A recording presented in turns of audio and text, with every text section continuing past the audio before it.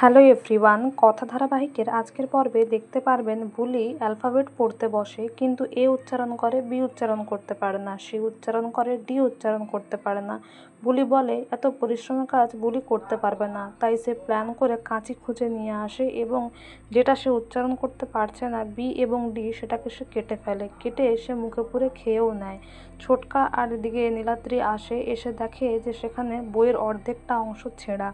তারপর বুলি ব্ল্যাকমেল করে নীলাদ্রিকে, বলে ভালো সাহেব যেগুলো লিখতে দিয়েছেন সেগুলো তুমি লিখে ফেলো। যদিও এভি চলে আসে, কায়দা কানুন সবাই চলে আসে, আর এভি বুলিকে তাড়া করতে গেলে বুলি এভির ওপরেই পড়ে যায়।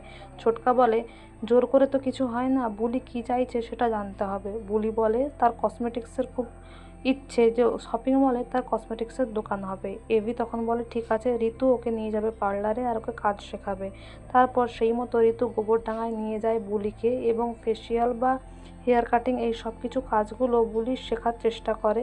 যদিও ফেরার পথে বুলি গুহ ফার্মাসিউটিক্যালসের একটা গাড়ি যেতে দেখে এবং সেই গাড়িটার পিছুও নেয়, যদিও গাড়িটা জঙ্গলের মধ্যে যায়, তারপর আর খুঁজে পাওয়া যায় না। চারিদিকে বুলি জিজ্ঞাসা করে তদন্ত করে জানতে পারে এরকম গাড়ি প্রায় আসে, কিন্তু পরে আর তাকে খুঁজে পাওয়া যায় না। সেই গাড়িতেই বন্যি ফুল বা বিষাক্ত জিনিসগুলো পাচার করে প্রান্তিক এবং রিচা।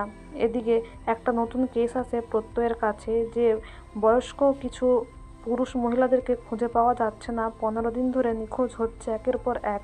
তাদের মধ্যে খুড়িমা, গুড়ালের খুড়িমাও নিখোঁজ হয়েছে। বুলি সেটা শুনতেও পায় আড়াল থেকে, আর এভি এসে খুব বকাবকি করে, বলে আড়ি পাতা হচ্ছে, চলো তোমাকে আমি কাজ দিচ্ছি। যদিও বুলি এসে আবার খেলা দেখানোর প্র্যাকটিস করতে থাকলে এভি বলে এরকম হবে না, 100 পাতা তোমাকে হ্যান্ডরাইটিং করতে হবে, এটাই তোমার হোমওয়ার্ক। আর রানীকে বলে তুমি তার উপর নজর রাখো, যদিও কথা না শোনে তাহলে তুমিও শাস্তি পাবে।